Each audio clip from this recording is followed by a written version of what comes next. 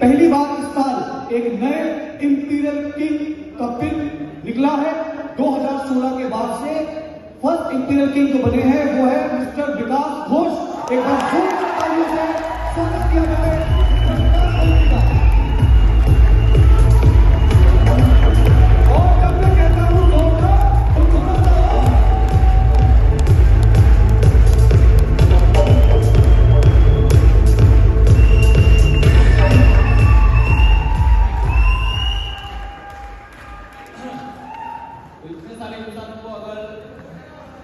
इतने सारे इंसानों का प्यार में अगर दिल गदगद हो जाए तो मन से सिर्फ एक ही आवाज निकलता है, एक ही शब्द निकलता है, उसे कहते हैं शुक्रिया।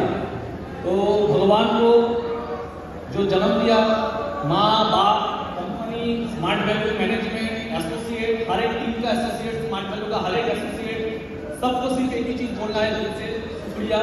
टाइम बहुत कम दिया गया है, 5 मिनट के अंदर। तो अपना अगर कहानी बताना चाहूँ तो एक शायरी से बताना चाहूंगा कि इस छोटी सी जिंदगी में मैंने भी बहुत से जिंदगी के ढंग देखे हैं। कभी धूप, कभी छाव, कभी बारिशों के संग देखे हैं, और कभी कभार बदलते परिस्थितियों के साथ इंसानों के बदलते रंग भी देखे हैं। एक टाइम मेरा भी था जब हम मायूस हुआ करते थे और अपने दुखों का गीत लोगों को बताया करते थे, और कभी कभार जज्बातों में आगे आंसू बहाया करते थे। फिर जिंदगी में एक मोड़ ले लिया, हमने अपने दुखों को गीत लोगों को बताना छोड़ दिया। अभी हम सिर्फ दूसरों की जिंदगी में खुशियों के बीच बोते हैं, क्योंकि महान वही होते हैं जो इस जिंदगी में दूसरों के लिए जी लेते हैं। स्मार्ट वैल्यू नंबर 1 में हमने देखा है, हम जानते हैं, इतना प्रेजेंटेशन दिखाया जाए ना भी जाए, मैंने 10 साल में एक चीज देखा है, बहुत सारे कंपनियों को देखा है, बहुत सारे कंपनी का प्लान शो देखा है। लेकिन मैं दिल से एक बात करना चाहूंगा, मैं जो देखा हूं मैं स्मार्ट वैल्यू का ज्यादातर एसोसिएट, अगर परसेंटेज वाइज देखा जाए, ज्यादातर एसोसिएट दूसरे कंपनी वालों से थोड़ा अलग है, क्योंकि स्मार्ट वैल्यू में हम लोग स्मार्ट वैल्यू के साथ इमोशनली कनेक्टेड होते हैं। और मैंने भी बहुत सारे प्लान शो देखे जहां पे बहुत कोई आके बोलते हैं हम लोगों का कंपनी नंबर 1 है, हम लोगों का कंपनी का टर्नओवर है। मैं सिर्फ एक ही बात कहना चाहूंगा, मेरा दिल का बात है, स्मार्ट वैल्यू इसलिए मत करना, स्मार्ट वैल्यू में इसलिए नहीं करता हूं क्योंकि स्मार्ट वैल्यू नंबर 1 है, स्मार्ट वैल्यू में इसलिए करता हूं क्योंकि स्मार्ट वैल्यू मेरे लिए नंबर 1 है। हम अपनी मम्मी को इसलिए प्यार नहीं करते क्योंकि वो दुनिया भर में सबसे नंबर 1 रैंकिंग में आता है। हम अपनी मम्मी को इसलिए प्यार करते हैं क्योंकि उन्होंने मुझे बनाया है। स्मार्ट वैल्यू हमको बनाया है। अगर मेरे को स्मार्ट वैल्यू समझ में आया है तो स्मार्ट वैल्यू की वजह से समझ में, अगर कुछ बोल तो पाते हैं तो स्मार्ट वैल्यू की वजह से बोल पाते हैं। गद्दारी कभी करना नहीं है, क्योंकि इस दुनिया में किसी भी जंग अगर आपको जीतना है तो एक ही चीज से जीतना होगा, वो है धर्म का रास्ता। एक दफा एक मैसेज जो हर एक इंसान के लिए जरूरत है। एक दफा महाभारत के युद्ध में कर्ण के साथ कृष्ण का संवाद हुआ। वहां पे कर्ण जब रोते हुए कृष्ण को बोलता है कि क्यों आज मुझे दंडित किया जा रहा है, तब कृष्ण बोलता है कि तुमने अधर्म किया कर्ण, इतना समर्थ होते हुए भी तुमने अधर्म किया है। तब कर्ण कृष्ण से बोलता है कि मेरी मम्मी ने मुझे उसी वक्त छोड़ दिया जब मैं पैदा हुआ। इसमें मेरी क्या गलती थी कि मैं एक नाजायज बच्चे के रूप में पैदा हुआ था। मुझे शिक्षा नहीं मिली क्योंकि मैं शूद्र के घर में पैदा हुआ। मुझे कभी शिक्षा नहीं दिया गया, समाज में ठुकराया, अपमान किया। गुरु द्रोण ने मुझे शिक्षा नहीं दी क्योंकि मैं क्षत्रिय नहीं था। मुझे शिक्षा लेने के लिए झूठ का सहारा लेना पड़ा, लेकिन वहां पे भी मुझे विषम लेवल का विश्वास मिला परशुराम से। आप बताओ बाबा, इसमें मेरी क्या गलती थी? मेरी माँ ने भी मुझे उसी सजा के सच बताया जब उन्हें बाकी बच्चों को बचाना था, मुझे नहीं बचाना था।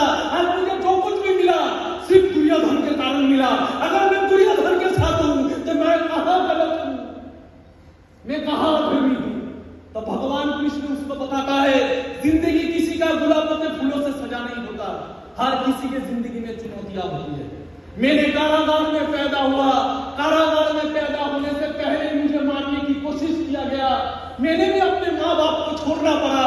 तुम तो उस लड़की से शादी किए जिसको तुम चाहते थे, मैं जिसको चाहता था उससे मेरा मिलाप नहीं हुआ।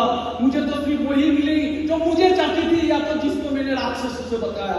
तुम्हें तो धनुर्विद्या मिली, मुझे ना विद्या मिली, ना सेना मिला, ना राजत्व मिला। मुझे कुछ नहीं मिला। सिर्फ क्या मिला? जन्म के बाद ही मुझे सिर्फ मिला एक झूठ गाय और गोबर। मुझे कुछ नहीं था। आज अगर कौरव जीतते हैं तो कर्ण तुम्हें श्रेय मिले तांडव जीतता है, सिर्फ मिलेगा युद्ध, सिर्फ मिलेगा लांछन, सिर्फ मिलेगा अपमान और सिर्फ मिलेगा अभिशाप। किसी का जिंदगी गुलाबों से फूलों से जैसा नहीं होता, हर किसी के जिंदगी में चुनौतियां होती है। युधिष्ठिर के जिंदगी में भी चुनौतियां था, दुर्योधन के जिंदगी में भी चुनौतियां थे, सबके जिंदगी में चुनौतियां होती है।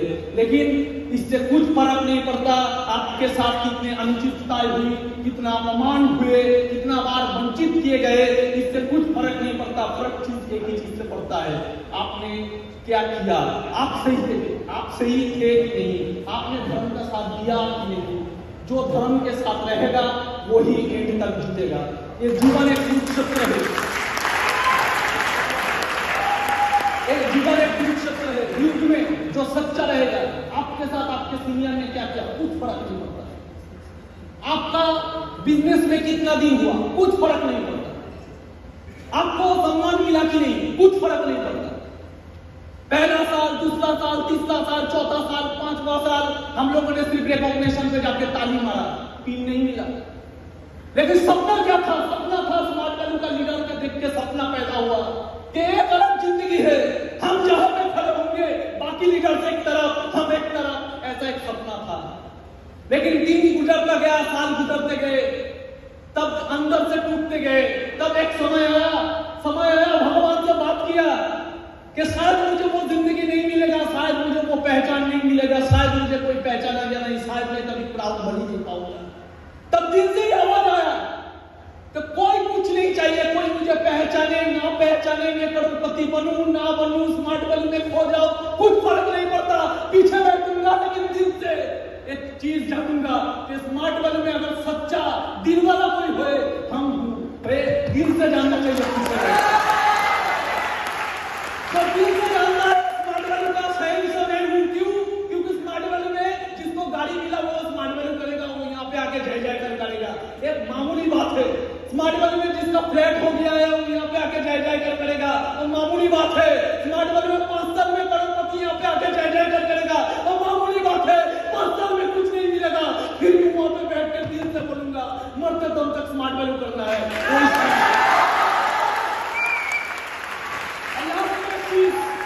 जिंदगी में स्मार्ट वैल्यू मिल जाए, जिंदगी में हम स्मार्ट वैल्यू के साथ कनेक्टेड हो जाओ, सब कुछ सही है।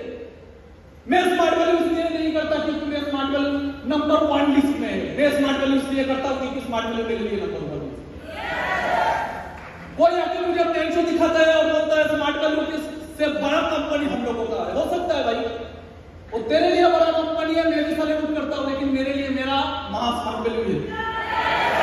एक बार ध्यानचंद को तानाशाह ने पूछा, मैंने ट्रेनिंग में सुना था, एक बार ध्यानचंद हॉकी का मास्टर, उसको तानाशाह ने पूछा कि तुम्हारा देश ने तुम्हें क्या दिया, आज भी सूबेदार हो, हम लोगों का देश से आके खेलो, कहां से कहां पहुंचा दूंगा।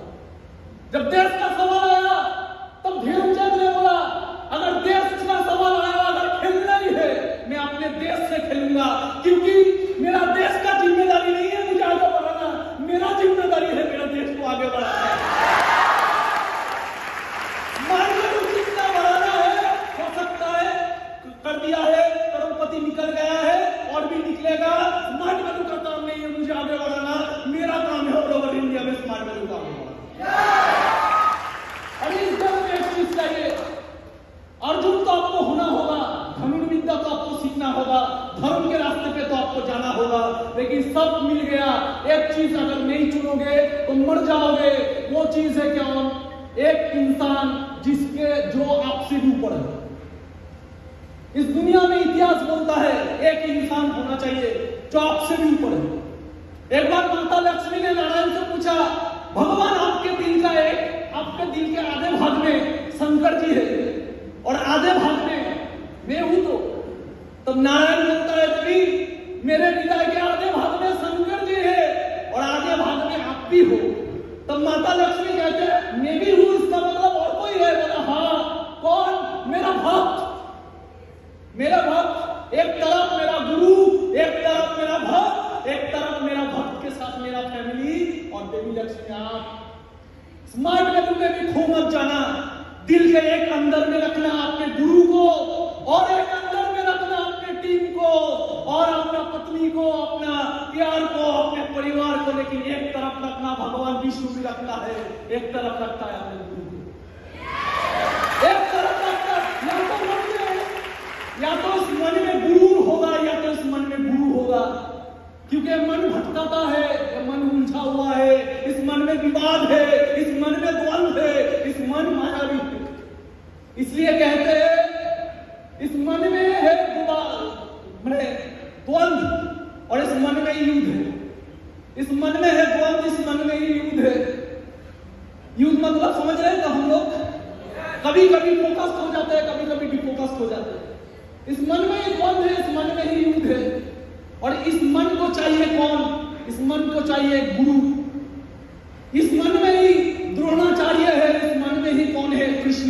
इस मन ही कौन है? दुर्योधन। इस मन ही कौन है? पार्थ। और इस युद्ध में आपको ही समझना है क्या चीज है यथार्थ। इस युद्ध में अगर आपको जीतना है तो आपको यथार्थ काम करना पड़ेगा।